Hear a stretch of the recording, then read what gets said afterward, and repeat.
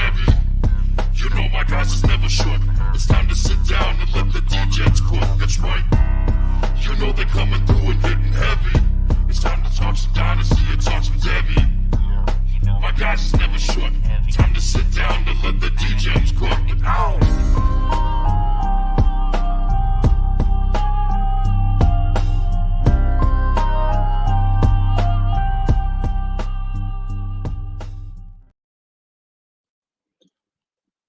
Welcome back to Devy Degens. We are on episode 8 already somehow. I don't really know where that time went, but we are excited to be back with you. I'm Noah Green here as usual with Todd Vincent. Todd, how's it going? It's good.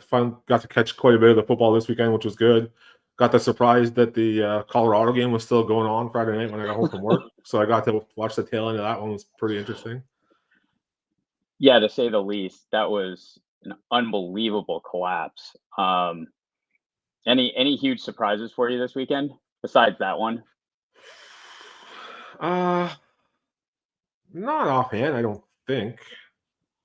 I was surprised Alabama played such a dud against Arkansas. Like Arkansas looked terrible all year, and Alabama, I mean, they're winning, but they're not impressive.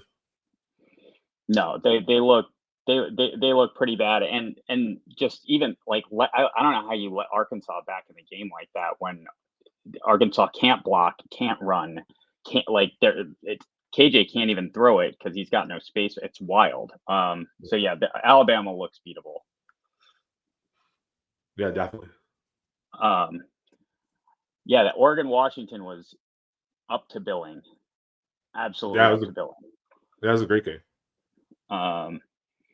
Unbelievable NFL talent on the field and unbelievable performances by the top guys. So it was really cool to see. And a lot of draft impact with that game for sure. And unfortunately, my Trojans just absolutely put up a dud in South Bend, and just was awful to see. And well, we're going to get into Caleb Williams today, but he did not put on his best game in front of the Big Scouts. That's for sure. Yeah, I guess that would be the one game that kind of caught me off guard. I didn't think they would struggle that much. No, I thought they would. I thought they were going to give up a lot of points, but I thought they would put up a lot of points. I didn't see them getting completely dismantled by Notre Dame's defense, but here we are.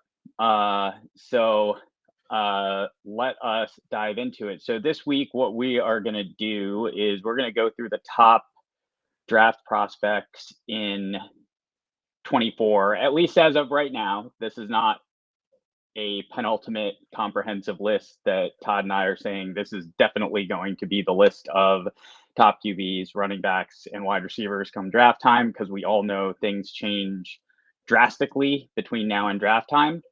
And what we're going to do is we're going to go through and poke holes in a whole bunch of top prospects and talk about what things might actually hold them back.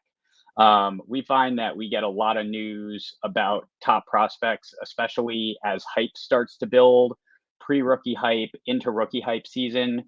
We just see the hype train building on every single player. And what we don't do is look at what are the possible pitfalls in these guys' games that could actually hold them back.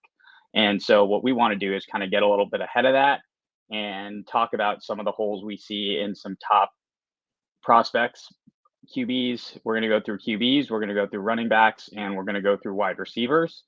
And we're going to talk about what things might actually hold them back from hitting their top ceilings and hitting their potentials. So with that said, should we start with QB? Should we start with QBs and start right in with Caleb Williams? Yeah, we should dive in. Just to let everyone know, just the whole exercise is that we're just talking negatives, and a lot of this stuff isn't stuff we actually believe. It's just worst case scenario or potential pitfalls that could occur along the way. Yeah, that's a good point. It's a really good point. I also should add, I think one of the reasons, and Todd and I are definitely, I think, aligned in this, but like one of the reasons people are afraid to talk negatives about guys is it feels like you're cutting down, young young players as they're trying to reach their dreams, as they're trying to hit their primes. That is not our point at all. We are looking at this from a fantasy output and an NFL success output and trying to see what kinds of holes there could be. And again, it's an exercise. It doesn't mean we necessarily think all of those things are going to happen, but we're trying to just think, what are the possible holdups that could make that happen? It can be hard to figure out why guys don't translate their success sometimes, and we're just trying to get ahead of that, not criticize young guys trying to reach their dreams. That's not our goal. So with that said, Caleb Williams has been pretty consensus considered one of the top prospects basically at any position in a really long time, according to the industry, by everything you read. Absolutely. You know, you're putting him in names like Trevor Lawrence, Andrew Luck. Those are the types of names his prospect profile is being mentioned against. He's got 3 years of success. What are the holes in Caleb's game for you? Well, I think you saw, like, this weekend, you saw it kind of on full display, what can go wrong. I think, like, he has the tendency to play that backyard style football, you want to call it, whatever the case may be, where he relies so much on playing out of structure and throwing off platform. And I think if he has one big flaw, it's that he maybe trusts his arm too much to get himself out of trouble. And you saw that show up a lot this weekend. Yeah, I think that's right. He also holds the ball a lot, and you'll very rarely see Caleb go to his first read. I mean, I watch a lot of USC games. Caleb holds the ball a lot, and he's really good at it. That's one of the things that he's really good at: evading pressure in the pocket, extending plays, throwing on the run. He's exceptionally good at that. What you don't see as much of for him on tape is throwing in rhythm, getting the ball out quickly, hitting a first read. He doesn't do that as much. And it's not to say he can't do it. I don't think it's that he can't do it necessarily, but you don't see him do a lot of it. You see him do a lot of that hold on to the ball, which leads to a lot of hero ball, trying to do too much, trying to trust his arm too much. And when it goes wrong, you can see what happened this past weekend. And if the NFL is a game where you got to get the ball out quickly, I could see that being something that he's going to have to work on as he translates to the next level. Yeah, like, his pocket maneuverability and stuff is like, he's like a magician. But when every step you go further, like from high school to college to NFL, you're playing the best of the best. All the guys bigger, stronger, faster athletes. He's not going to have that ease of escapability and the type of stuff that he's grown accustomed to. And when you watch him play, I don't think there's anything he can't do. And I don't think it's that he can't throw in rhythm and, hit that on the 3-step or 5-step drop and get the ball out in rhythm and throw. I'm sure he can do it routinely. But when you get accustomed to getting away with certain stuff and doing whatever you want, and being the best of the best at every level that you've been at, there's going to be some kind of growing pains. And I know it could be a struggle. Yeah, for sure. I think that's right. Did what happened this, just curious for you, did what happened this weekend, which was just happenstance timing with us doing this exercise, did what happened this weekend at all affect Caleb as the QB1 and likely 101 of this class for you? No, none of that matters. None of this game. No single game performance will matter. Yeah, agreed. But I do think that's something to watch with Caleb. On the other hand, this weekend, Drake May, we've debated a bunch on this show whether he QB2 or is he not, but we're going to go with him right after Caleb here for this exercise. Drake May, what kind of holes do we see in his game? I think one of the big ones is like the athleticism, all the rushing ability. We've seen the same thing with Sam Howell. Was a lot of the system, although they got a new OC and they don't tend to be doing it as much this year with Drake May. I just don't think that's something that translates to the NFL level. And there was people arguing about Sam Howell that, you just don't go from rushing for 800 yards in college and it just falls off and you're nothing at the next level. But I don't think anyone's saying he was a nothing. He's like a functional athlete, but there was people arguing that he was a dual threat quarterback and that was going to carry the NFL, and it never was going to. And I don't think it will with Drake May either. So he's kind of in that same boat that way as Howell. Otherwise, like his arm strength is really good. He's come along the last 2 games. I think having like Demontes Walker has helped him out quite a bit, but he's had like a tendency to throws really nice deep ball, but he kind of keeps stuff to the outside. He's kind of tentative when it comes to hitting those tight window throws on crossing routes and stuff across the middle. And I think that's something that he'll need to improve on at the next level. Yeah, I think that's right. I think Caleb also, one thing, not to get off Drake, but just back to Caleb, I think when you talk about the trusting his arm too much, one thing we've seen an increase in this year is the turnover worthy plays. Like he has increased his turnovers from what he had in the past. Drake May also has a tendency to have turnover worthy plays and to throw interceptions. We've seen him throw interceptions, especially the second half of last season into a little bit of the beginning of this season. I also think Drake May I would say he's an accurate QB for where he is right now in his development, but his accuracy often gets touted as being really, really high level. And I'm not sure it's really, really high level. He's hovering at a 66% completion percentage in college against like that's not elite accuracy to me. And I think, like you said, he can be incredibly accurate at times, but I've seen him miss guys. I've seen him miss guys over the middle. I've seen him miss guys deep. So I think the accuracy is not necessarily as slam dunk as it sometimes gets talked about. Yeah, I think even just without getting into specifics, that like quarterback evaluation is difficult, extremely difficult for the best of the best. And there's also the possibility that he's not the caliber of quarterback going to the NFL that people believe he is, and that he just artificially got propped up because the Devy community and draftniks and people who follow the draft and stuff want another name to talk about because we got tired of talking about Caleb Williams all the time. So he was the next best thing. So he's been elevated to lots of people arguing. There's still people arguing that he's a better prospect than Caleb Williams, which I don't think is true, but there's still the possibility that we just wanted another name to talk about, so we propped him up. Yep. Yeah, his name's been so firmly there as sort of in the Devy community as the 103 of drafts for so long. And again, like he had a great game against Miami this weekend, but he threw a lot of incompletions this weekend. Like he didn't, like I was watching that game and I did not have the feel that he was I did not have the feel necessarily that he was dominating quite to the degree that I think we would see. But again, QB evaluation is difficult. So, this could end up being one of those cases where we threw someone in there.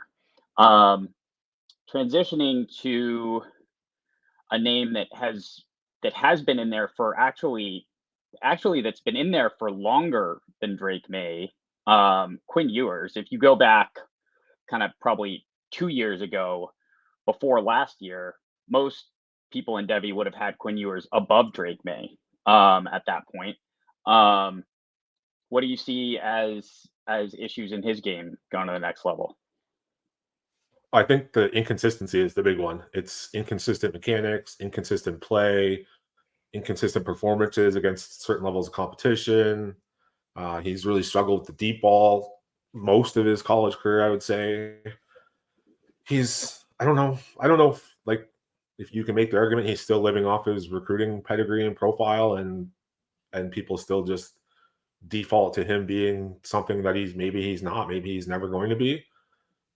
He's just been in the limelight since he was like a 17-year-old kid, right? So I don't know, but he has struggled to consistently put on film NFL worthy throws.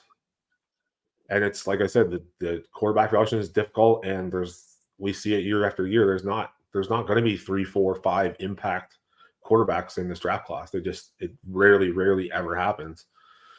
So he's he's still a lot of a projection, basically.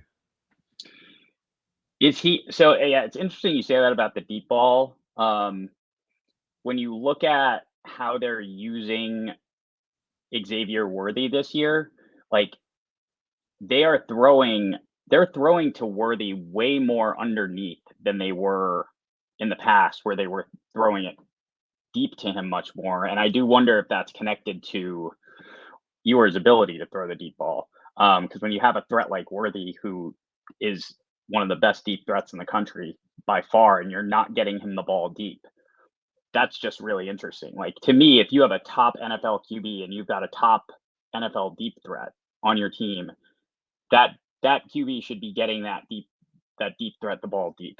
Like, even just this past weekend, like, you give Tez Walker to Drake May, and Drake May can get the ball deep to him. That doesn't mean he had but like, he can do that. And Worthy isn't getting the ball deep this year. It's kind of wild. So that one's interesting. Do you think Ewers is a first round pick right now still? No, I don't think there's any way he'll go in the first round right now. Yeah, I agree. I don't. I'm not. I mean, I think it would take a team kind of falling in love with him. But I don't see that he's put enough on tape to have a team fall in love with him. So I'd be real surprised if he slipped into the first round. I don't know that he's put enough on tape to enter the draft this year, honestly. And then that becomes a whole other question, because he's already transferred once.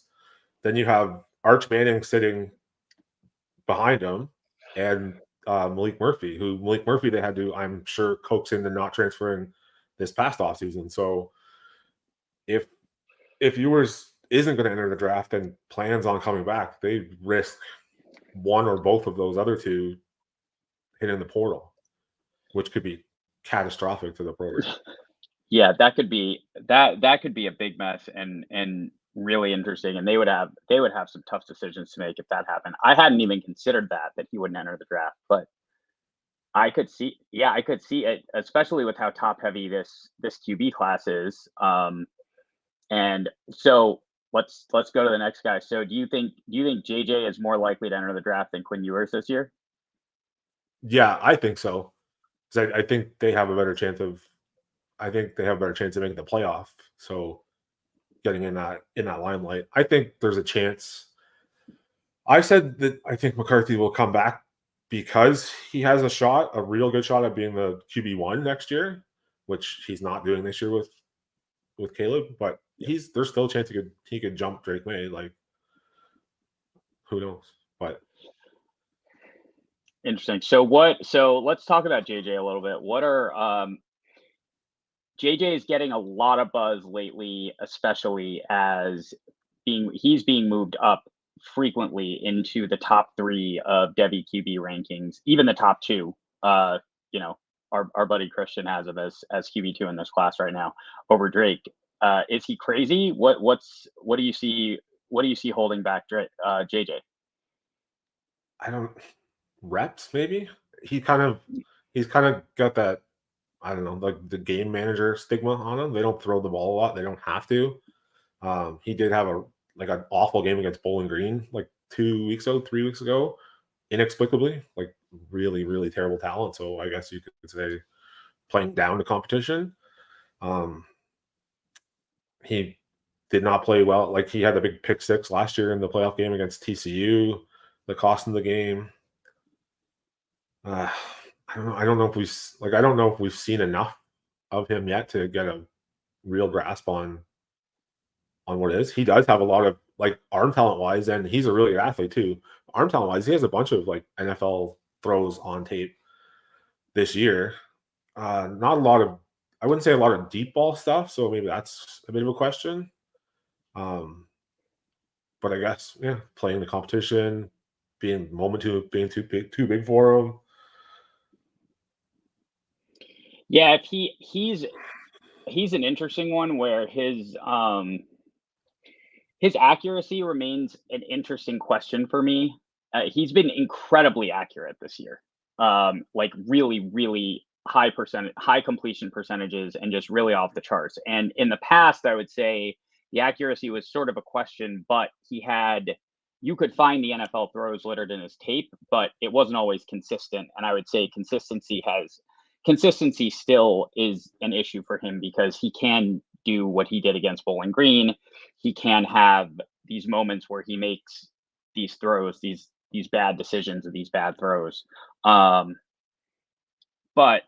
I agree. I think, have we seen enough from him? Not totally sure. If they go to the playoffs and they make a long run and he makes his way into top 5 NFL draft capital, I mean, unless they lose a heartbreaker in the national championship and he decides he wants to come back and try to win a chip, that's the reason I could see him staying. If they make that long run and he gets himself into top 5 draft capital, I think he's gone. And could you see him leaping Drake May into QB2 status if that happens, though? I could, yeah, because I think athletically, like he's a lot better athlete, I think, than Drake May is. I think like his maneuverability and stuff is really good. He's really good, like short intermediate area. I don't know if a team will fall in love with the tools or not, or if teams will just view him as like a game manager type. He also has the luxury of playing behind one of the best offensive lines in college football for 2 years in a row as well, right? So there is that. Yeah, it's interesting watching QBs that get to play behind these offensive lines. I was noticing that about Carson Beck, and I've seen it a bit with JJ, where they just have he has a lot of time sometimes on his tape because he's just got really, really good protection. Beck is the same way. I've been trying to look at Carson Beck's tape to see if there's anything there. Is this real? And it's just every clip I see, there's no pressure on him. He's not getting and it's really hard to evaluate when you're not getting quite as pressured. So that's JJ against these top defenses that are going to throw more pressure at him will be really interesting to see how he does against that competition and to see if he can stand up to it.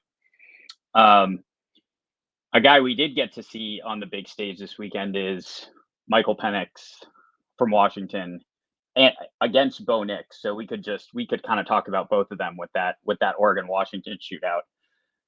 What did you see from each of them that caused that, since the exercise is negativity, what did you see from each of them that raised questions for you about their ability at the next level?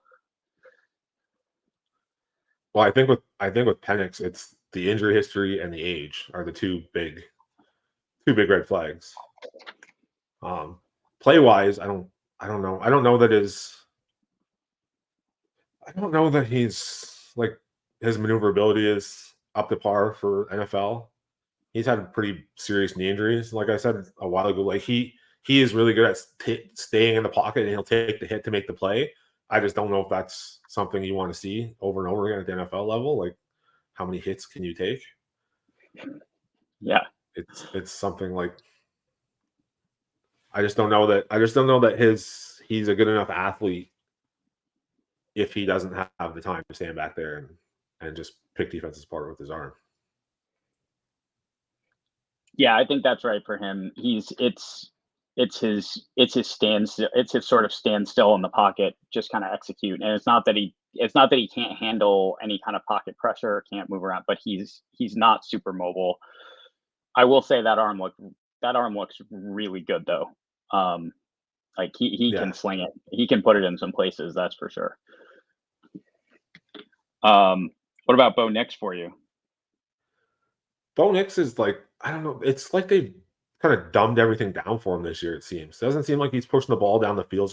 Like Franklin's having a real good year and he's making plays down the field, but everything else just seems to be like a horizontal passing attack. It's like they're throwing the ball 3 and 4 yards down the field and so much stuff at the line of scrimmage and just him just making like predetermined reads where he's not going through progressions. They're just lining up and he has the read predetermined where the ball's going before it's snapped. It's just, I don't know. I don't know that he's been, to me, he's taken a step back from where he was last year with the hype he was getting last year. Interesting. If you had to predict right now how many QBs go in the first round of the draft? What would you guess? 2, maybe 3. 2, maybe 3. Yeah, it depends. Depends who like if McCarthy goes in, then I think 3. If he doesn't, then I don't know. I don't know that. Like I think Penix would be the 3rd guy, but I just don't know if someone's going to pay up a first round pick. Maybe at the back end of the first round where they're like a team is already decent enough and thinks let's just hitch our wagon to this kid for the 1 contract and see what we do with his single contract. But I don't think anyone's going to go in with the intent of him being their franchise quarterback.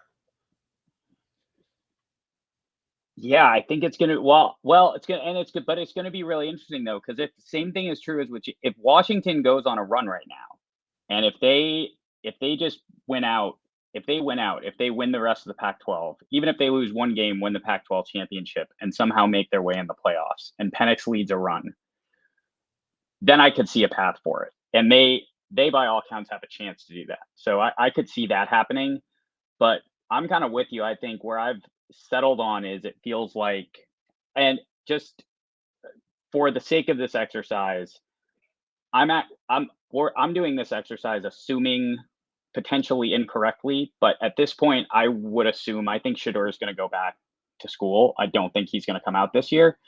Yeah. So I think you've got that top 4 that could get into the first round, and the wild cards being JJ and Penix as to whether or not they can slip in there. And I don't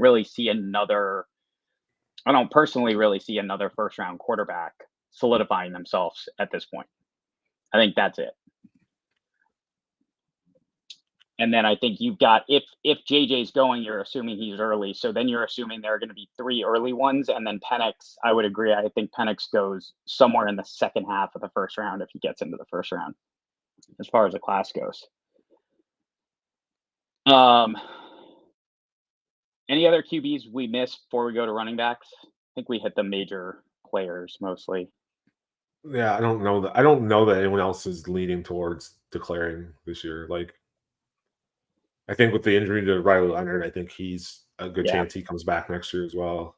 Jackson Dart's been good this year, but I don't think he has any intention of entering the draft this year. If he did, would he be in contention at all for you, or not first round contention? For the first round, I don't think so, unless someone fell in love with his tools or whatever. But yeah, I don't think so. Yeah, I would agree with this, and I would just reiterate: QB evaluation is incredibly challenging and one of the hardest things to do. And there's a reason that NFL teams have such a hard time with it. But I think you've got some guys with some flaws in their game that are coming out right now, and should just be watching and be aware. And what types of systems these guys get into are going to matter a lot. And it could be that some of the guys who end up going later could get into better systems. We don't know, and better situations for their talent. So it'll all be really interesting to see play out. Moving over to running back, which is, man, running back is a tough exercise right now in Devy and in the NFL. But certainly in Devy, it's really hard to figure out who's going to end up making a difference at the next level out of this Devy class. So why don't we start with, I know your current RB1 in this class, Travion Henderson. What are the holes in his game for you? I think durability has to be one. No question. Maybe toughness. I don't know if you're into that. You don't want to question the kid, but he's missed another 2 games out of nowhere. I didn't even know he was injured. All of a sudden, he wasn't playing again. I think there's the worry that he hasn't put enough on tape since last season's injury to show that he's regained his freshman season form. So I think there's lots of questions whether that same burst is still there. He's still got the same top end speed that kind of was kind of his calling card, I guess, as a freshman. You have to question his ability to carry a full workload, I guess, at this point too. Yep. there's a lot of questions that you would have for even if he was healthy and was playing back to freshman season form. It's still a massive jump to the NFL.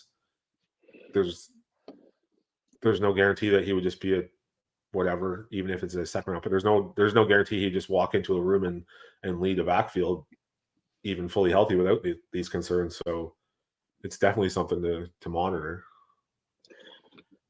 All right, so let's have some fun here. So because I agree with what you just said in terms of what Travion's weaknesses are, and I've had Travion at the top of this class for myself as well, and a guy that I've been asking a lot of questions about since the beginning of the offseason, actually, and have so far been, at least on the college level, proven wrong about, is Blake Corum. The reason I bring Blake Corum up right now is you want to talk about durability and toughness and the ability for a full workload. Blake Corum has those, that's for sure, in the same conference, and coming off an injury just came right back and is completely owning the full workload. What holds you back from putting Blake Corum higher up in the running back rankings for the NFL?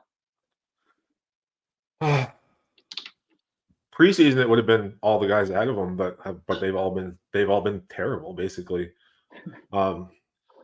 This is a tough one because I've been off Blake Corum, and it's a weird one that I've said, like, I was kind of off him in Devy because I just don't see the upside at the NFL level. But I think he's an NFL player. There's a weird mix of those guys that where they're not going to play to the same output that they are in college, but they're going to find a spot on a roster, like a Deuce Vaughn type of guy. What, like last year, how you thought that? Like, no one thought he was going to just walk in and lead a backfield at his size and whatever else. I think the size is obviously a concern with Corum because I don't think he's as big as Michigan says he is. Like, he's obviously a stout built kid and he's strong and he's got a good frame on it, but he's probably like 5'7" and like maybe pushing 200 pounds, but even then I don't know if he is. And I think the athleticism is a big question mark. Is he does not have top end speed whatsoever. So I don't know that his physical tools are enough to make a difference in the NFL. Even though his vision and his footwork and everything else is excellent. But I just don't know if I don't know that he's going to be an integral part of an offense in the NFL. That's all. I'm starting to think someone's going to throw a third round pick on him. Like, I've been saying, I think he's going to be day 3, but like because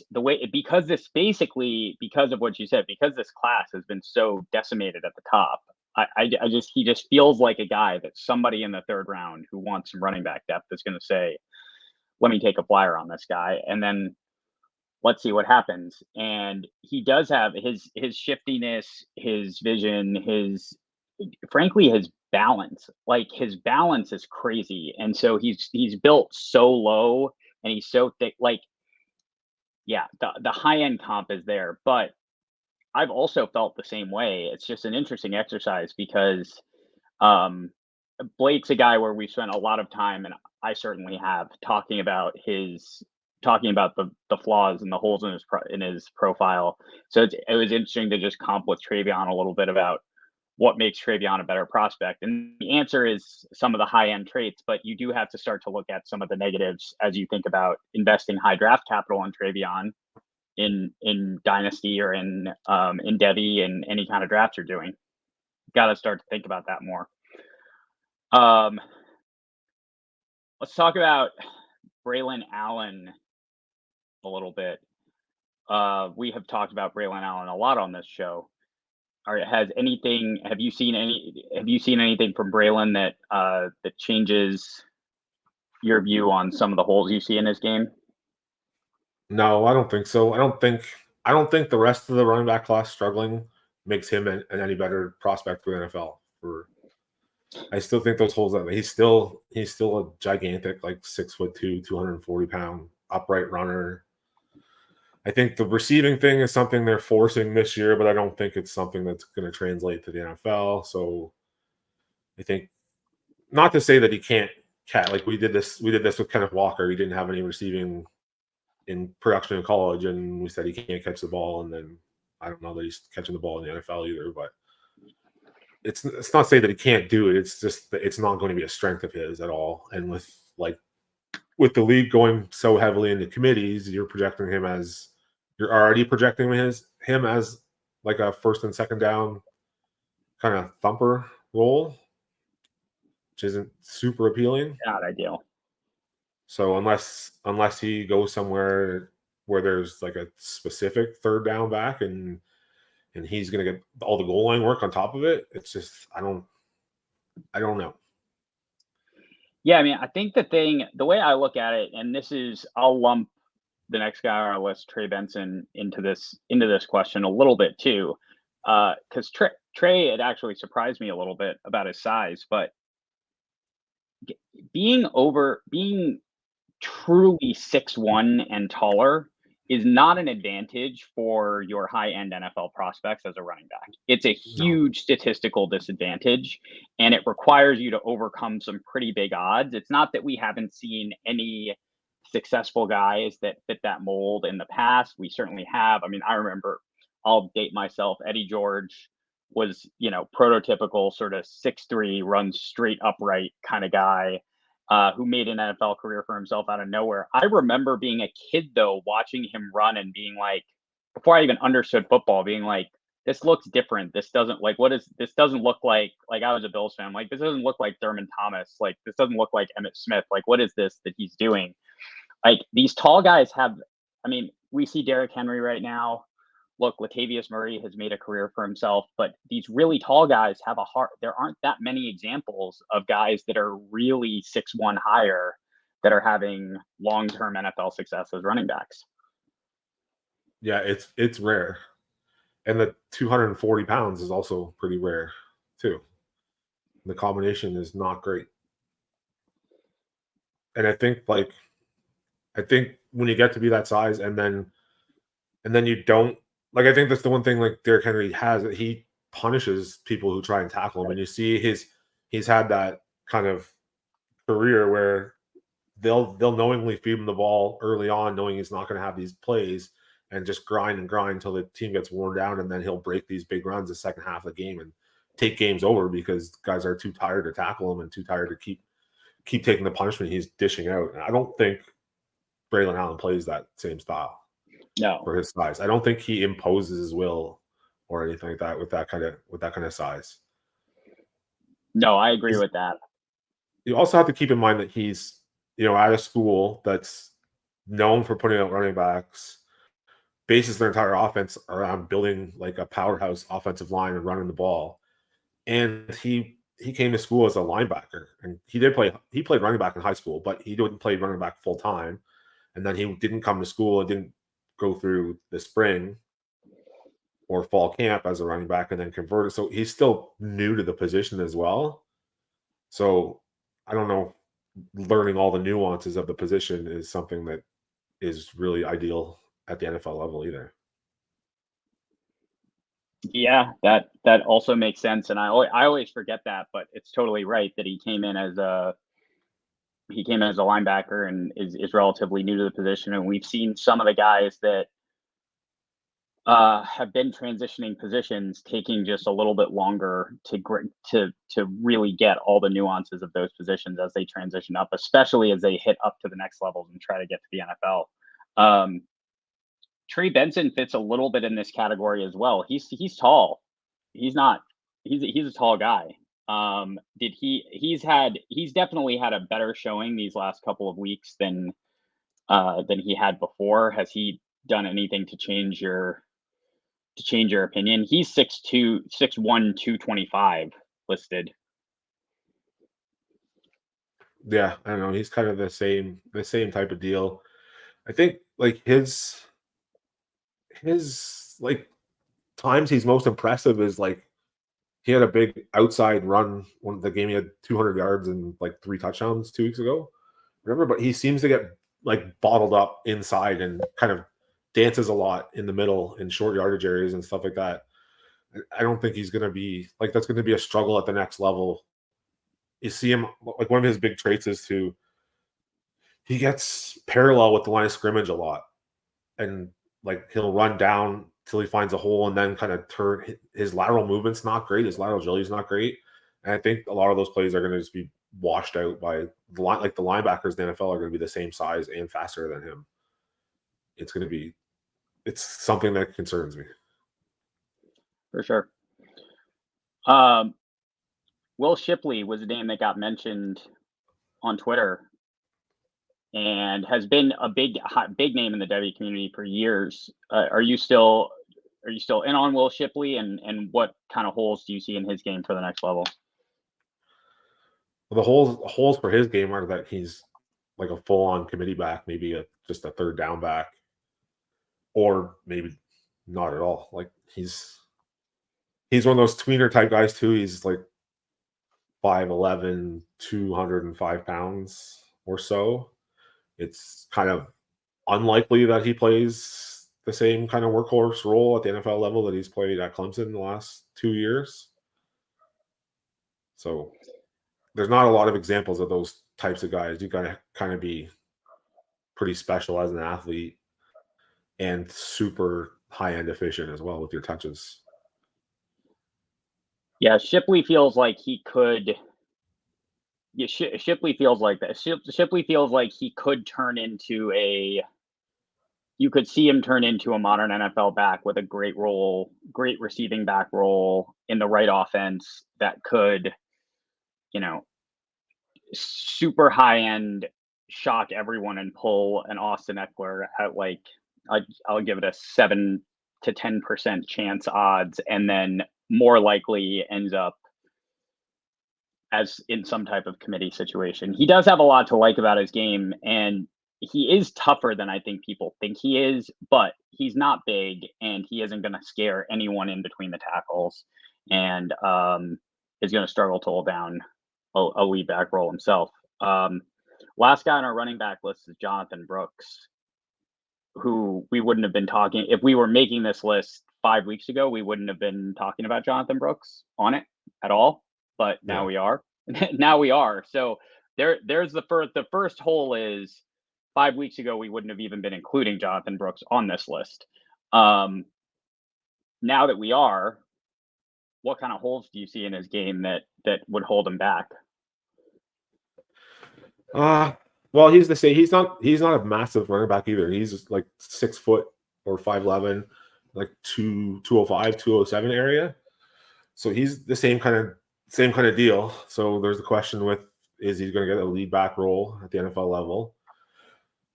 Is he going to get the draft capital? Is this just a product of his environment? Like it's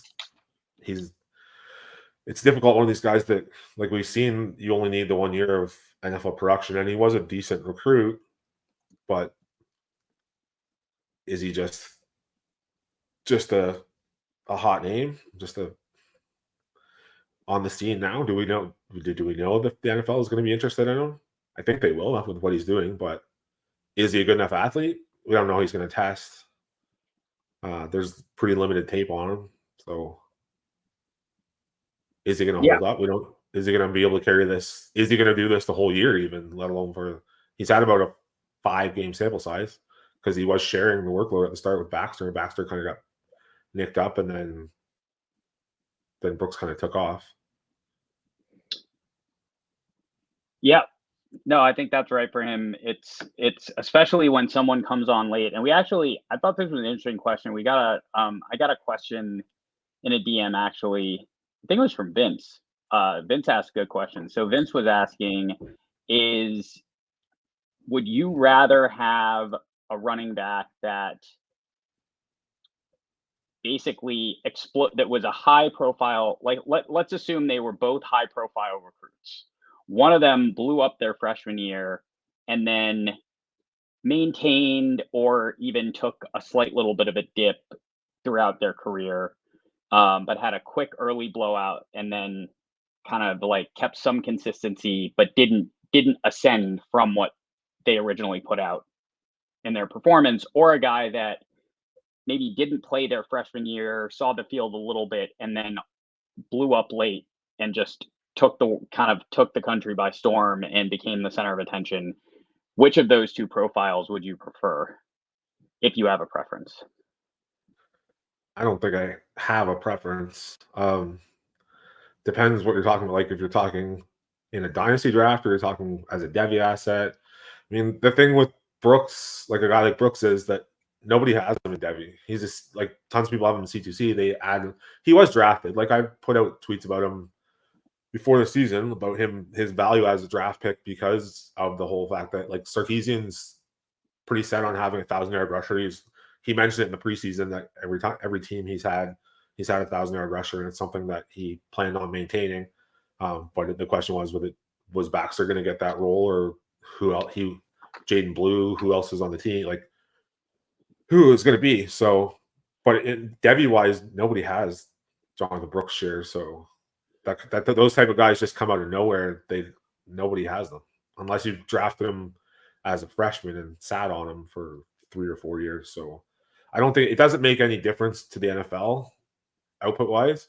I'd say like the biggest thing will be draft capital between like those types of profiles, because like that's the biggest impact is draft capital because it provides opportunity, right? Opportunity is the biggest factor for running backs and fantasy production, at least early on.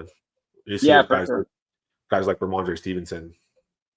Now he's going away. Like he's probably an asset you should have sold because he never had this profile as a guy that was going to be a consistent producer. It was more of just an adequate skill set and a just glaring opportunity, which presents itself all the time. That's the whole theory behind like the zero RB drafting, right? It happens all the time with running backs, but it's not repetitive. Yeah, no, you should be the way that running back performance turns over.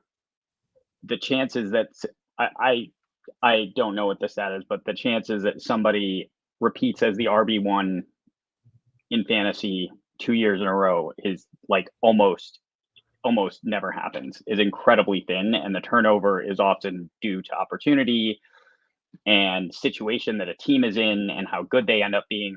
There's so many circumstances, which is why the zero RB drafting becomes a thing. I would say the late push. Look, you can see the late push leading into high draft capital. If that latecomer goes off and gets high draft capital, you can see them. They will go high in your dynasty Devy drafts. Look at Trey Sermon, for example, right? Like look at those guys that slipped into the third round. So the question is going to be for a guy like Jonathan Brooks: is Jonathan Brooks Trey Sermon, or is Jonathan Brooks the real deal with coming on very late? And that's the question that you're going to have to evaluate. Yeah, but a lot of like the main thing is traits, right? Like do their traits carry over to the NFL? And everything is that's the difficulty, especially with like people when we talk analytics and that type of stuff, is that it comes down to traits, but the analytics and the numbers and the production and stuff is stuff we use to identify like a grouping of players that fit a certain criteria that have a better chance of success. But really it's all individual based stuff, right? Like Josh Jacobs is a guy we mentioned before, where he had minimal production all along during college because of his teammates and where he was, and he still got first round draft capital and he's had great success in the NFL. It's all it comes down to. All the evaluations have to be done on an individual basis, right? But who has time to do all that stuff, right? And who has enough knowledge and a good enough eye for it to do that stuff, right? So like there were people like Jonathan Brooks coming into the season, or even last year, were asking why he wasn't getting playing time or wasn't getting touches, and he was mega productive in high school. He just played at a lower level in Texas. So it's difficult with that type of stuff. All it takes is one NFL team falling in love with the traits, but for us as amateur scouts and people playing Devy and relying on production and past performances and what they're doing to kind of give them a profile, if you will, it's difficult when a guy like him comes along that we don't know what. It could be a 5 games. He could come. They had their bye week. They could come back from their bye week and play Baxter the rest of the year as their starter. Like, you don't know. Yeah. He could have this. This could all be a 5-week just this 5 weeks that we've had of Jonathan Brooks could be the highlight of his career. He could, who knows? All right. So speaking of who knows, we're going to go to wide receiver. And the question is, what are the holes in Marvin Harrison Jr.'s game? And for context, we have talked about him as being a top 5, even top 3 dynasty wide receiver, even right now. But what could go wrong with Marv's game? What could go wrong is he's propped up by the name that he's the son of a Hall of Famer and is the big wide receiver for the Ohio State University. And maybe we've just all fallen in love with this idea of finding the next generational talent. Maybe he's not. Maybe he's just a really good receiver. Maybe he just comes in and is, I don't know. Maybe he's nothing. He could still bust. I don't think he's going to, but it's possible. Maybe he's just a possession receiver at the NFL level. Maybe his traits don't carry over and he doesn't stand out as much at the NFL level. And maybe he's I don't know, like a wide receiver 2. Do you see anything on tape from him that concerns you? No. No. I wouldn't say so, no. Yeah. I think I think he's the athlete. Like I think he's a better athlete than people even realize. Like he's been on the freaks list twice, both the last 2 years. And I think the odd time you see he had a play 2 or 3 weeks ago where he had a big run after catch play for a touchdown and like nobody's coming close to him. He's running like 22 miles an hour. He just doesn't, just his style of receiver is, he is like a possession wide receiver, right? He doesn't get those plays that he's a boundary guy. He's rarely getting those big, huge crossing routes. The only time he's getting like those types of plays is when it's like a 3rd and long and he's getting right to the sticks and running those deep ins and stuff like that. But he's not taking very many slants with an open field ahead of him to run and show off that kind of athleticism. So I haven't seen anything. His hands are great. He's a good route runner. He's physical. His like body control and sideline awareness and stuff is top level. I think he's everything we think he is, but I mean, there's the possibility. It's always there. Yeah, I think you're right about his play style. I would say as a college prospect, it's more similar to Jamar Chase, and it's interesting because Chase has actually expanded his game in the NFL, and you do see him now going over the middle more, getting more screens, getting more right. So that's not to say that he can't do those things that you haven't seen them, but it is worth noting that we don't see those things on tape as much in his game to this point, and can and will he develop them will remain to be seen, but we think he probably can. But maybe he doesn't. His teammate Emeka Egbuka was preseason the pretty consensus wide receiver 2 of this class, and now that seems not to be the consensus anymore, especially after this weekend. What do you think about Egbuka? I think like the downfall could, like if there's something there, I think it could be that he's like the jack of all trades, master of none type of guy who does everything pretty good or does everything well, but nothing spectacular and doesn't have a standout elite trait that's going to elevate his game at the next level. Do you think he's a wide receiver 1 at the next level? Probably not. I think he's a high-end level, like a high-end wide receiver 2. I think I don't worry about like landing spots and stuff. You can't with Devy because you're projecting from so far out. You can't just use that as an excuse. Like that's something around draft time you can, or like into dynasty rookie drafts and stuff you can. I still think you get burnt a lot on that too. Like with AJ Brown's like the prime example that from a couple years ago, everyone was worried about his landing spot, and then he was just magnificent. Like he's just uber efficient, and like situations change. Like coaches get fired, quarterbacks are replaced. Like anything can happen, right? But just from Devy's standpoint, you can only go on like individual talent and whichever the case is. So I think, like I said before, like my comp for him was like a Robert Woods type. So I think he's probably even the wide receiver 2 on his own team, but he has like that in a high paced offense, high power offense. He has that. I think that the chance to be like a back end fantasy wide receiver 1, I think that's possible, but he's more likely a wide receiver 2 for both at the next level. Do you think he has the speed? Yeah, I think he's a good enough athlete. Talk a little bit about Xavier Worthy. Speaking of speed. Yeah. The speed is not a question. I mean, right. If you're going to poke holes in his game, the hands were a big question last year, but they're better this year. He doesn't have nearly as many drops this year. But I don't know. Is he just a deep threat? Is he a one-trick pony? He's also 165 pounds. Like, is he going to hold up to the physical play in the NFL? You see him get like ragdolled on tackles pretty often, so that's something that could come into play. Yeah, he's an interesting one. Oh yeah, keep going. Does he do enough? Like, is he versatile enough to make an impact and warrant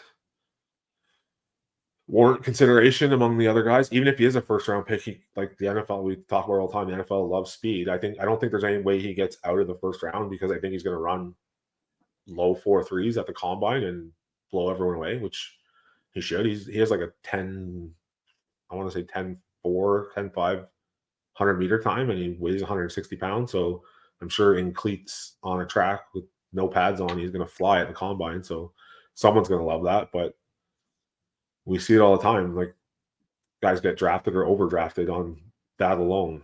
So does he do enough other stuff? Is he enough of a complete receiver to warrant being drafted where he's going to be drafted in the first round and around other guys like who we'll talk about or who we know, like the Malik Neighbors and those type of guys? Is he going to stack up long term as a fantasy asset compared to them? Yeah, it's a big question. Yeah, it's a question, and they've used him very differently this year. Like his ADOT is way down from where it was in the past. They've been throwing the ball to him much shorter.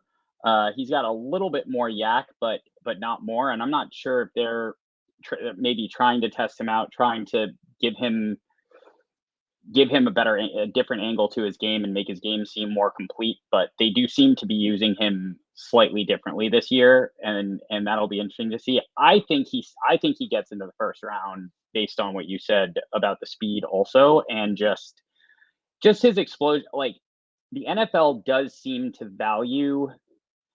Going back to the earlier question, when guys come in as true freshmen into major programs and explode the way that he did, even if they don't maintain that same level of dominance all the way through, the NFL has in recent drafts seemed to value that. Even if they take full seasons off, they are still valuing that very early production when these young guys come in and take over in these programs. So I do think he still gets his way into first round draft capital, especially if he does run that low 4.3. Yeah, like you don't see guys running low 4.3s that often that have his level of production profile. That's not that common. So I think he could get in there. Neighbors. You've liked Malik Neighbors for a long time. Yeah, I've been on him forever. Like, the only shares I have in Devy and C2C are from like his freshman or sophomore season. He was a guy that I had pegged for a breakout, and he did. Which is funny because I was thinking about it today earlier, that now I've seen like even just regular Dynasty people who are kind of getting early on the draft start talking about it and be like, oh, so he's the wide receiver 2 in this class, right? He has to be. Those same people were the ones tweeting out last year in the Florida State game, the first game of the year, about this guy who muffed the 2 punts against Florida State and cost them LSU the game. It's the same guy. Like, remember when it happened and people were like, oh, this kid for LSU is costing the game. Like, this kid's one of the best receivers in the nation, and he's going to show you the rest of the year. And he did. I think it's this, not to the same level, because I think he's more versatile than Emeka, like down the field and stuff, his route running and his usage that way. But I think it's the same kind of question: is he just really good at everything and not stand out at any one thing? That I think you raise the same questions of what does that mean? What does that mean against the NFL? I mean, we want to be high on these kids and we want to point out their high end traits and we want to project them for success and stuff. And like we're talking about, this is the reason we're talking about, because there are these flaws. But you got to remember that all of these guys who are in the NFL were all college players at one time, and there's a lot of guys who have had major production in college that didn't amount to anything in the NFL. And you got to remember that all these guys, when they go to the NFL, everyone's established, right? They got to earn their place. They got to earn a role. They got to. You see it this year with the rookie crop. Besides like Flowers and whose all his touches are basically manufactured, and then Addison he's made plays at the start of the year, and then now he's getting leaned on because of the Jefferson injury. But JSN has done nothing, and Quentin Johnston has done absolutely nothing. Nope. And we're approaching like almost halfway through the season, like over a quarter way through the season, and they've basically like had zero production basically to this point. So it is a learning curve, and it is scheme dependent, and it is team dependent, and it is, depth chart dependent. That stuff comes into play. So does he do enough? Does he do enough on the field to stand out enough to where he earns a role as an impact player at the next level? Maybe not. Yeah, I mean, you have to think so, because he's been doing this at LSU, top competition against top competition, all those boxes checked. But even when all those boxes checked, you named off a bunch of names where they had the same sort of situation and they were doing that in college against big time competition. And then you take it up a next level, and does it show out in the same way? And we don't know for sure. And I agree with you about Neighbor's profile. What I like about him is that is the versatility. Like he's literally 49% slot, 51% outside, with basically split target shares in both, and basically literally does everything. And my question now that I am asking myself is like, is he good enough at any of those? Is he excellent at any of those things, or is he sort of just good enough that he could? Like he's gonna have some kind of role in the NFL because he's too good at too many things. But is he good enough at any one thing to really be elite? Not sure, and we're gonna have to see. We got to see some big time receivers in the Oregon-Washington game, especially Roma Dunze and Troy Franklin. What do you think about those two? I think Ajunze, like the knocks or the what ifs are one big thing for me is that last year's draft class outside of Quinn Johnson was all slot receivers and all smaller guys. He was draft eligible last year, and he did not get the attention from the league that for him to enter the draft early. And another thing is if you look at his analytic profile, he really didn't break out until this year. He had a good statistical year last year with like counting stats, but their offense like put up tons and tons of yards. He basically didn't do anything for 2 years until Kalen DeBoer, the head coach, showed up with Penix, and they tossed the ball for 4,500 or 5,000 yards. And then, so his counting stats are really good, but he's not above any of the like trend lines or anything like that you look at until his fourth year. And like, if you look at like our friends Kevin and Coleman and Jay Stein on their after show on Saturday night, they were talking about, Jay was talking about, Jay's a big analytics guy. If you don't know, if you don't follow him on Twitter or wherever, and he was talking about bringing up the comps for like that type of profile of being like a year 4 breakout and even getting like first round draft capital, and it's not pretty. Like the names were, I can't remember who it was, but I remember from doing it from before when I had like a whole database of receivers and was like I won't say a model because I don't really know what I'm doing, but like had a database full of weighted metrics and stuff. And like Devontae Parker was one of the ones that was like a first round draft pick who took till his senior season or fourth year to have like a 30% weighted dominant rating or whatever. And there's only like four guys that got like took till year 4 to have that breakout and got the first round draft capital, and it's not a great list of comps. Right. So there is that, and in fact, I don't think he's as athletic as people let on, especially if you're on Twitter and you mention his name at all. You'll find it, one of his dad has about 17 burner accounts that he likes to just search up and find people talking about him and get in big arguments and stuff with him. But I have one of his tweets bookmarked for the combine because it has all his physical traits and all his time, laser time 40 and everything. And I don't think any of them are going to happen. So I just bookmark that for comparisons. But like, I don't think he supposedly has like a 4.3 40 time and is 6'3" and 230 pounds or 220 something pounds. And I don't see it. Like, he's a good player, but I don't know. He's the same type of thing. And I don't know that he's a good enough athlete to separate himself at the next level. Yeah, I don't either. And his contested catch percentage is incredibly high because I don't think he separates a ton, and he's winning those contested catch battles in college. And winning contested catch battles is great. It's great to be able to win contested catches, but really what we ultimately want is for you to get open. And I'm not sure if he is going to get open enough to be really impactful in the NFL. And could someone take a swing on him? Maybe. I see him as a second round guy. I do see Franklin as a first round guy because, and I know we went back and forth about this last week, Franklin has speed and he has different level speed. Franklin's just interesting. I cannot, my hole with Troy Franklin is I cannot exactly figure out what he is, like what the hell he is as a receiver and what is the thing he's going to do and bring to the next level. Because he's tall, but he's not big. He's fast, plays on the outside. He doesn't really play in the slot a whole ton. He can get he does have pretty good yak numbers, and he also has pretty good ADOT. So he kind of catches the ball all over the field. I can't quite figure out if he's an alpha or not, and if he's a wide receiver 1, and if he's a wide receiver 2, what's that going to look like on a team? Like, I just can't quite figure him out.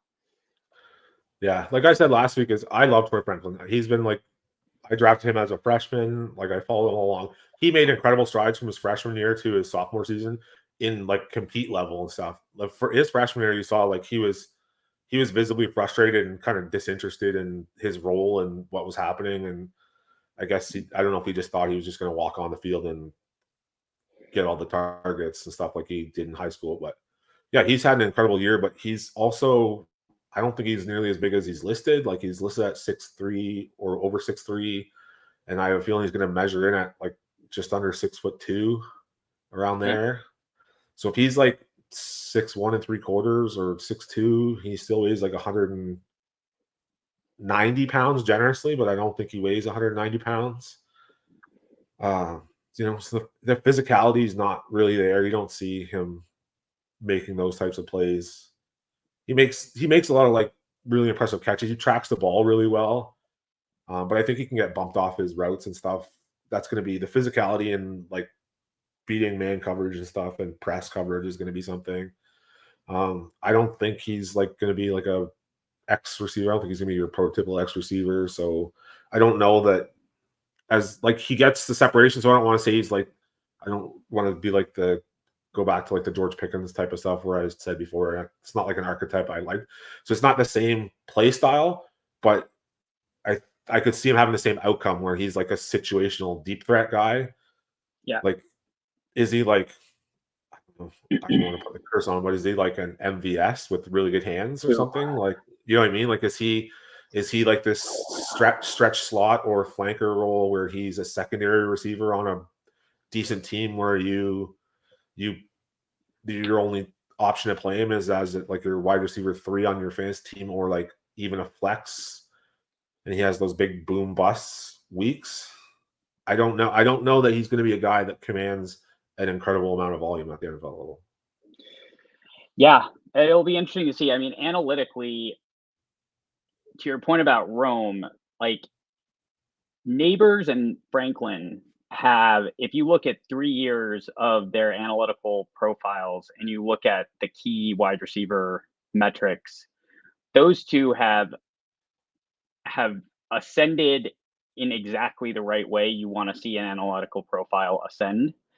And the way I think we would look at that is, does that slam dunk guarantee that they're going to be a great NFL receiver? No, it doesn't. Does it improve their chances of being a good NFL receiver? It does. And these are the questions and the things that could potentially hold them back because they do that. Whereas with someone who had, whereas with Rome, and here's another name, Keon Coleman, who is, if you look at Twitter right now, being called pretty comfortably the wide receiver 3 of this class, sometimes even wide receiver 2. Keon doesn't have that profile. Like, those guys have that profile, and they have the recruiting pedigree as well coming in, whereas Keon does not have that profile. And Keon, when you were talking about the Pickens archetype being someone that gets deep, doesn't tend to separate, and puts incredible contested catches on tape, I guess would sum up the archetype. Like, Roman Keon Coleman fit that archetype pretty well.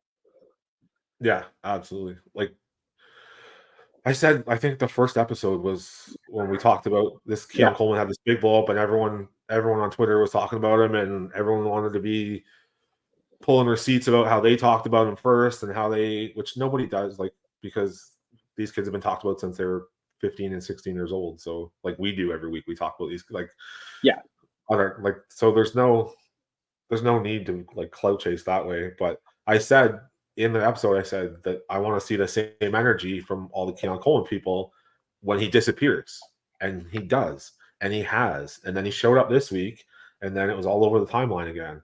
And that's why I took, like I said in our Discord, like, where are all these people on the weeks he shows up? Why aren't these people putting their rankings out on the weeks when he puts up zeros against Boston College? I didn't see anyone drop their rankings with Keon Coleman as their wide receiver 2 or wide receiver 3 that week. It's just strange. It's just strange behavior. Like, so I think the reaction, I think we've seen this interesting place, and we see it in Dynasty, and I think we see it in Devy also, where I think that we've gotten more reactionary in this interesting way, but at the same time, we also hold to certain take locks even harder and are unwilling to react in certain situations.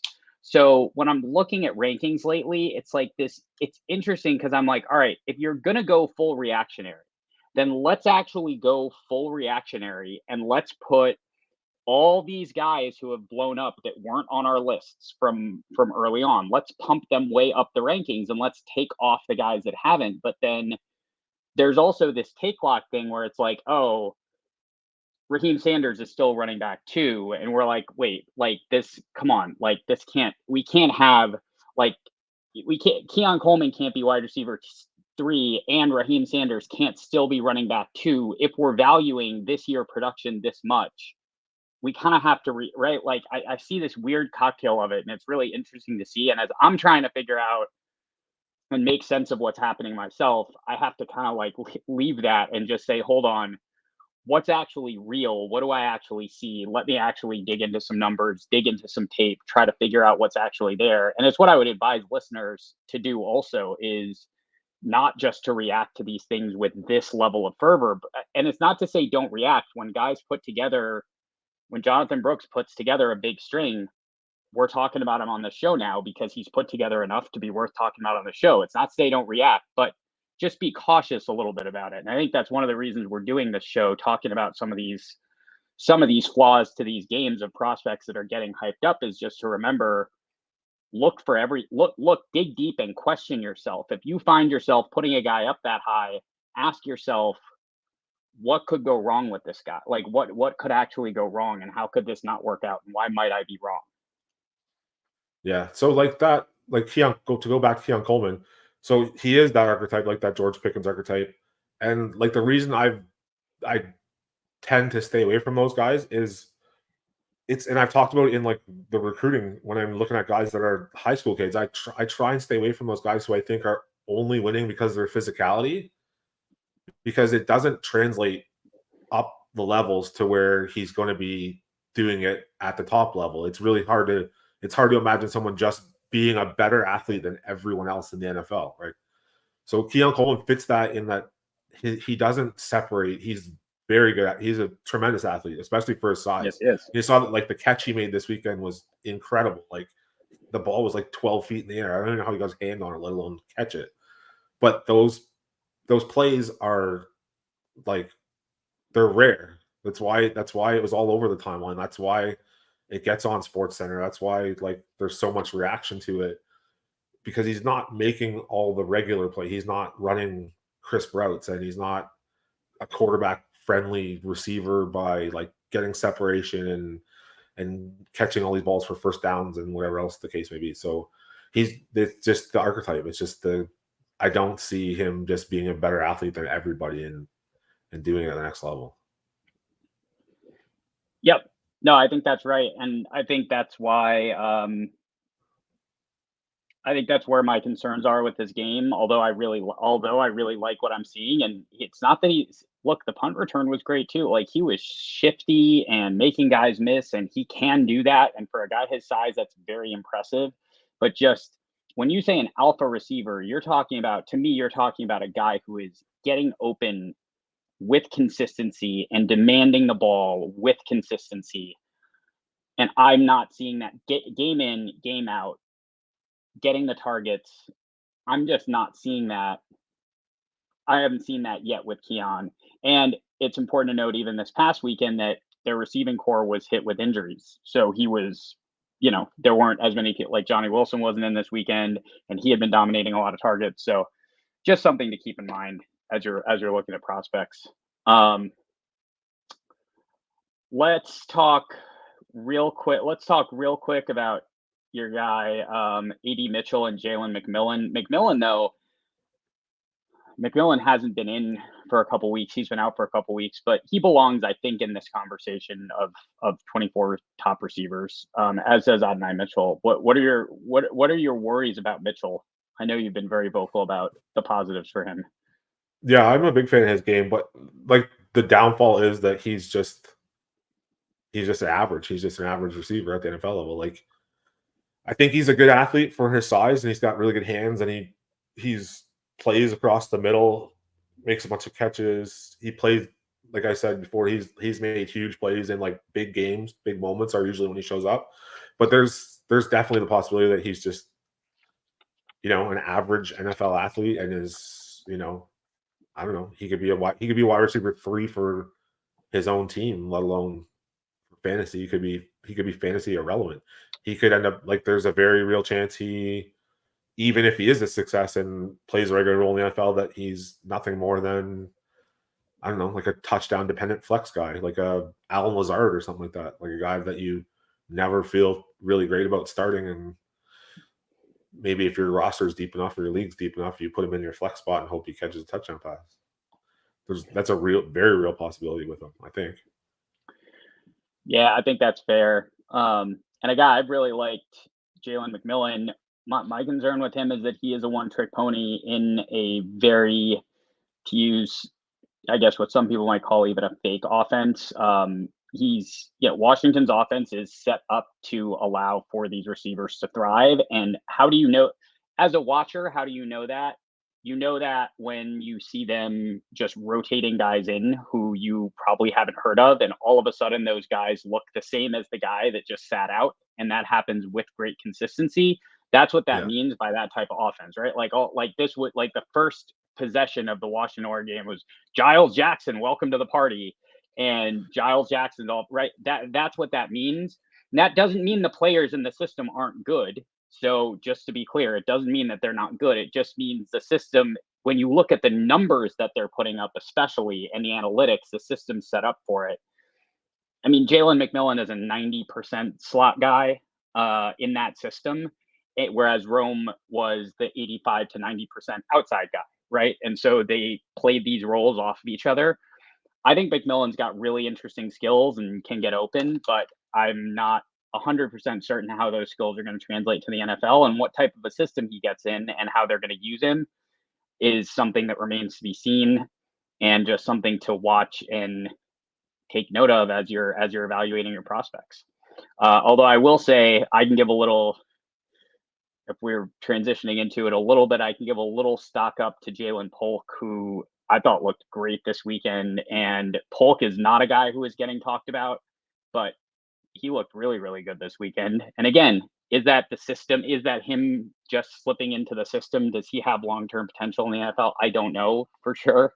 Haven't even watched enough of him to know that, but he played it this weekend. Yeah, he's been really good all year, actually. Yeah. Yeah, you look great. All right. Do you wanna hit a stock up? You got a stock up, stock down guy for this week? I do have a stock up. My stock up guy is Ashton Jeanty, the running back for Boise State. So I tend to kind of be an elitist when it comes to the P5, G5 thing. I don't really target G5 players at all for Devy. So, but you just cannot ignore what Jeanty's doing. And he's the kid that I really liked since high school. I posted on Twitter like maybe a month and a half ago, like when Helene got hurt and Jeanty had his first big breakout game this year. I posted a screenshot from the Campus Canton Discord where Austin and I think Moxley, we were talking about him before he even stepped on campus. He was one of those guys, and it was really weird that running back class had Judkins and Damian Martinez and Jeanty, and then Andrew Paul was the other one at Georgia who's been hurt and hasn't done it. But there was like 4 guys where everyone thought that they were in on someone that no one else knew about, and they mentioned the name, and then everyone was like, "Yeah, I don't understand why he's ranked so low." And it was like those 4 guys, everyone was in on them. So we're like, "Oh, well, then maybe we're doing something right if all of us see something in him." So he is a guy that I was saying during the offseason, I was wishing he would hit the transfer portal. I would love to see him hit a Power 5 school and see what the production looks like at a Power 5 school. I think that would really put him on the map for as far as the NFL goes. But like this year, he's in 7 games. He has 151 carries for 868 yards and 11 touchdowns, and 30 catches for 396 yards and 4 more touchdowns. He's 5'9", 210, so he's got adequate size. And the receiving skills are all over his high school film. He has like routes run from the outside, from the slot, like wide receiver type skill set, which is odd for a guy that's 5'9" and 210 pounds. But he's just an excellent, well-rounded back. And I think like I still think even at Boise, I still think he's going to get the attention of the league. When you see like Tajay Spears and like they found Antonio Gibson like at Memphis, he didn't even play running back, although he was like a supreme athlete. But like Tony Pollard, Kenneth Gainwell, like there's these G5 guys that get the day 3 draft capital. Like the league, if you're good enough, the league will find you. I think he's probably better as a running back than all of those guys, I would say. And I know like last year, Tajay Spears with one leg was getting all kinds of hype as like a top 4 or 5 running back in the class, and then people are thinking he's going to unseat Derrick Henry now. So I don't know. I really like Jeanty, and I think he has a place in the NFL, but I would still prefer to see him transfer up to a Power 5 school just to see him put it on film there. Yeah, interesting. It's funny. I went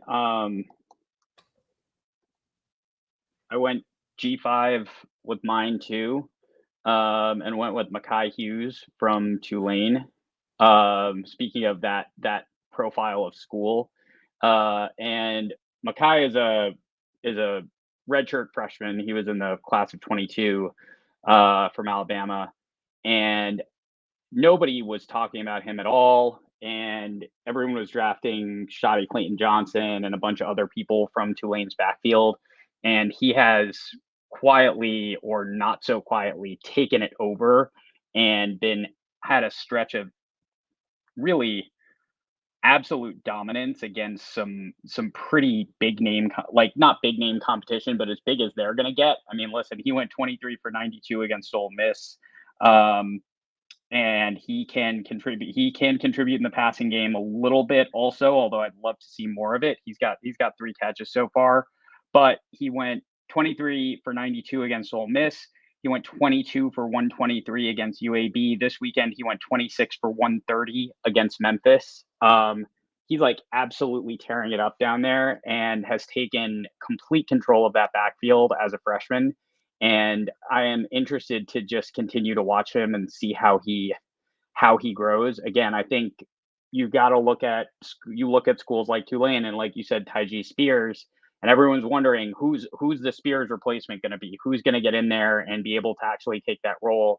And it's turned out Mekhi Hughes seems like he's doing it, and he's 5'11", 210. So he's also got the size to be able to do it. And if he can continue to diversify his game, it feels like he just sort of worked his way in there and got stuck in, and they started handing him the ball. And since they have, really good things have been happening. And I'm excited to study him more, to be very honest. I mean, he was a stock up for me, just kind of looking around and seeing who is this, and he's got enough of a trajectory of games, young enough that I'm ready to dig in and do a little studying. Yeah, it's interesting. Tulane's also like one of those G5 schools that's not viewed as the rest of the G5 schools. Like Right. They're kind of perennial, like hovering around the top 25 rankings. You saw that game against their backup quarter against Ole Miss, and they gave Ole Miss fits. Like, it's a really good program. Yeah, it's a great program, and like he came in and I mean he rushed for 92 and a touchdown against Ole Miss in that game, and they almost won. So that's where, for me, that's interesting to see. And I admittedly don't know a ton about his prospect profile. I caught him and picked him up a few times off waivers last week in a couple of C2C leagues, so I was excited about that. And yeah, so definitely wanted to share about him. And there we go. And as far as stock down, I mean, if you have a stock down, let's give your stock down. I definitely have plenty of them. I know we spent all show talking about downsides of players, but I actually know you have a really good stock down for this week. Yeah, I do. And this one also, like last week's, also hurts quite a bit because he was kind of like a pretty big Devy name coming in the year. It's Matthew Golden, the wide receiver from Houston. He did have a kick return for a touchdown this week, which is good. Like, he has 2 this year, so it's good for his NFL prospects of if that's something he's going to do on a regular basis. But as far as like receiver wise, he has 28 receptions for 310 yards on 48 targets. He's only catching 58% of his targets. Not great. He's playing more in the slot this year too. He's playing 35% in the slot. Last year he was like 96% out wide. So Interesting. I don't know what's going on there. He's at like 1.59 yards per route run. Not terrific. And his ADOT's down to 8.9 this year. And he has 6 drops. 6 drops on a 9-yard ADOT is not great. Like the whole, like, going into the season, people were pegging him to take over for Tank Dell and just put up this monstrous season, this Houston offense, which we've seen. I don't think their offense is quite as high powered as it was last year. I don't think Donovan Smith's quite doing what Clayton Tune was last year, but even still, the underlying metrics are not great. It's like his receiving grade, PFF receiving grade is 65.6 as well, which is not great, pretty average.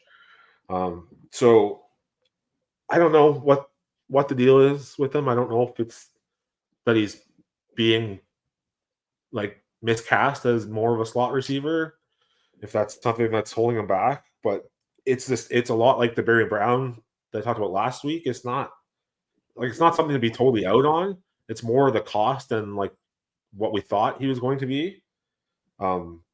Because like year 2, sophomore year is typically where the guys who are going to be the long-term successes have these big leaps their second year. And the guys like Luther Burden and Evan Stewart and Tet McMillan have just ascended so far this year. And they just, like I said, they've drawn a hard line in the sand of them being in a separate tier or two above the rest of that wide receiver class at this point. Even Antonio Williams has been hurt, so it's hard to fault him. Yeah. But if you look at all their numbers, like Burden has a 91.6 PFF grade and 3.87 yards per route run. He's basically been the best wide receiver in college football this year by all the metrics. So he's not in the same stratosphere as Burden. Evan Stewart has like a 73.8 and 2.32 yards per route run. Ted is 73.3 and 2.1 yards. And even Antonio Williams is 73.1 and 2.42 yards per route run. So they're all hitting the numbers metrics wise and where you want them to be at to take that next step and be on a path for like first round draft capital and everything else. And Golden is not.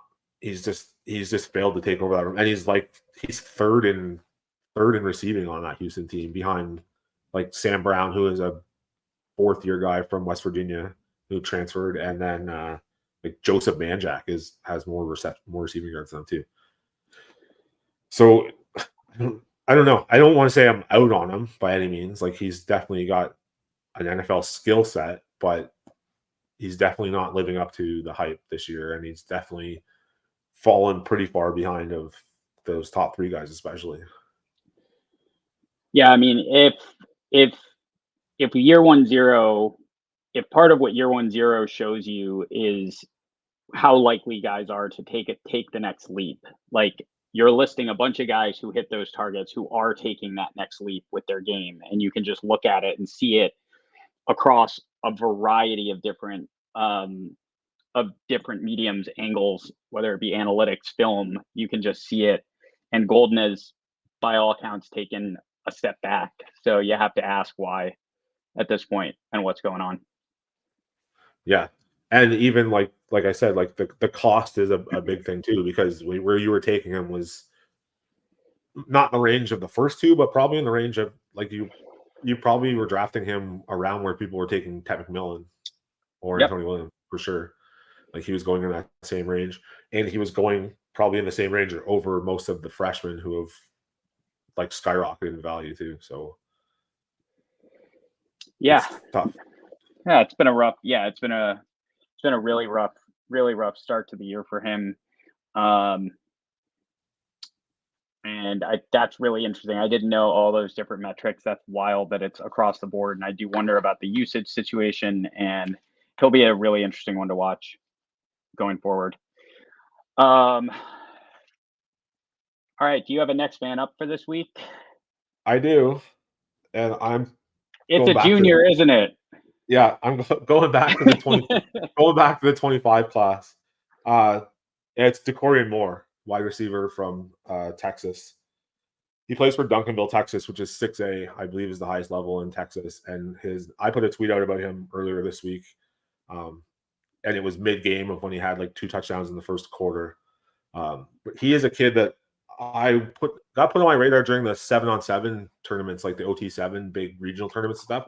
He was scorching everyone in those tournaments, and this was like in the summer between sophomore and junior season, and he's playing with like all the top end. He was playing with like against Jeremiah Smith and Trader and all those guys. So he was a standout on that tour. So he's a really, really interesting kid. 6 foot 180.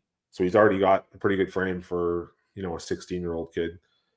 This year in 5 games, he has 24 catches for 702 yards and 9 touchdowns in 5 games. So he's averaging like 29 yards a catch in like the highest level of football in Texas, which is pretty unbelievable.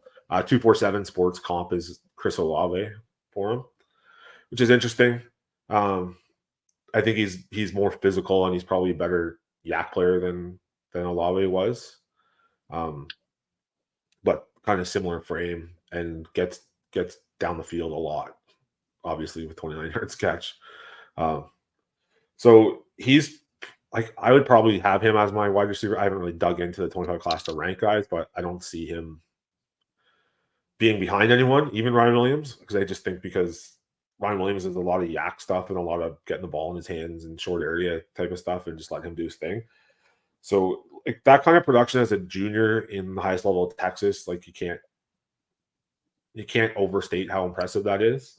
And he's committed to LSU too, which is nice. They have quite the history of putting out NFL receivers. So he is a kid to watch.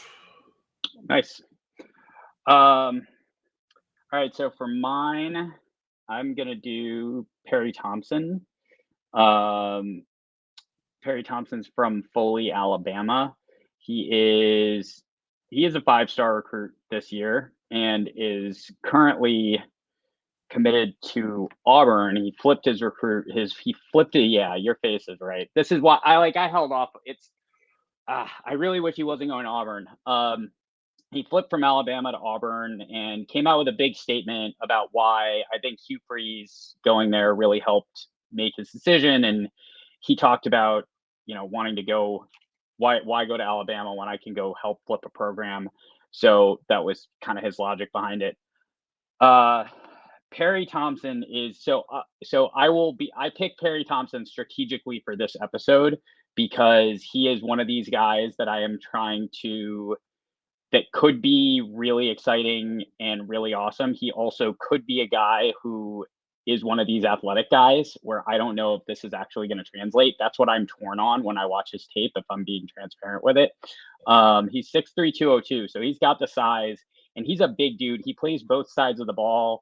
I was going and finding all his high school tape. Like, I found there were a lot of defensive clips made their way in there where he can tackle guys. He is not like, he is a physical dude. Like there's a little Pickens blocking to him when you watch him tackling guys where he's just like incredibly, incredibly physical. He's really fast. He was timed from what I could find. Again, who knows about these numbers? He was timed at 10.94 in the 100 meters and 22.8 in the 200. Like he's got some serious long speed and some serious jump ball ability. Really strong frame. Like he does not look thin. He looks really, really fast. And he's playing in Alabama 7A. The competition is a little bit of a question still, so I will still want to see how he translates. He's a guy where I'll be watching and saying, does he first of all, he's got to go early to me. He's the type of guy who has to go early to Auburn. If he doesn't go early, it's going to put him way behind the 8 ball and he's not going to be able to get in there. If he does go early, Auburn doesn't have anybody like that. So what's interesting about him to me is he's a 5-star going to Auburn and they have nobody like that to throw the ball to. And I could see him walking into a big type of role right away in an offense where maybe they really do need a guy to throw the ball up to, and he becomes that guy. So he's got great production in high school, broke out with 53 catches as a sophomore, had 87 catches for 1,100 yards and 9 touchdowns last year, and has started this year with, he already has, can I just not read my own writing? He already has really good production so far this year. Here we go. Oh, here we go. 39 for 561 and 5 touchdowns through 6 games. So he's already doing it again this year. But Perry Thompson's the guy I will be keeping an eye on, who has really nice potential long-term big upside. But I will be watching with these questions we've been asking all show in mind, which is literally why I picked him, because I have some questions about him. Yeah, I was actually talking about him in the C2C Discord today. He was my, I think, wide receiver 8. So, and it's a really good class. So he is a grown man already. He is grown man strength, super physical. His play, like when you watch his tape, it kind of reminds me of like Dreon Dickey, who I was big on this year. Yeah. They both win with that physicality, but not, and really good athletes for their size, but not only winning with the athleticism. I think he's pretty raw as a receiver, but he's pretty fluid as a mover for a guy that size. So it'd be interesting to see. But yeah, he's a gigantic kid. I was kind of disappointed that he because he was supposed to go to Alabama and then he changed his commitment to Auburn. But I mean, if you see what Alabama's doing with their wide receiver recruits now, then they're not doing any better than Auburn. I'm not sure it's better. I'm not sure it's better. And I was thinking about that too. And I was like, well, actually, do I really want him to go to Alabama? Who does Auburn have? Like, Auburn doesn't have receivers he's going to be competing against. So maybe that's actually not a horrible place for him to be. And I mean, I wish he was going to an offense that I thought was really going to use a wide receiver like him. That would be more interesting, but maybe Auburn will work. It might not be worse than Alabama. But yeah, grown ass man, 100%. Yeah. Like, that dude tears folks up. Like, I watched him on defense take this dude and just like spin rip him around the field and fling him like 10 yards out of bounds. I was like, you're a receiver? Okay. All right, guy. I got you. Yeah. Unbelievable. All right. That will do it for this week of Devy Degens. As always, I'm Noah Green. Thanks so much for joining us. Todd, as always, a great time hanging and talking football, and we will be back again next week. So we will see y'all then. Yeah, the revolution, y'all. Yep, the revolution. The revolution, y'all, will not be televised. Yeah, you gotta wake up, open your eyes. Make a change in your life. And find a new way of living. It's time to start living for the children. Everybody look into my life. Tell me what you see. The perseverance of a young man sitting is so free. LA Mac, be the champ, but still fighting the struggle. They couldn't shut my mouth with a muzzle. I'm hard to figure like a puzzle. My name ought to be Jigsaw. Rough around the edges, I've been known to spit raw. Always with a pen and a book. I'm kinda thin and I look real suspicious.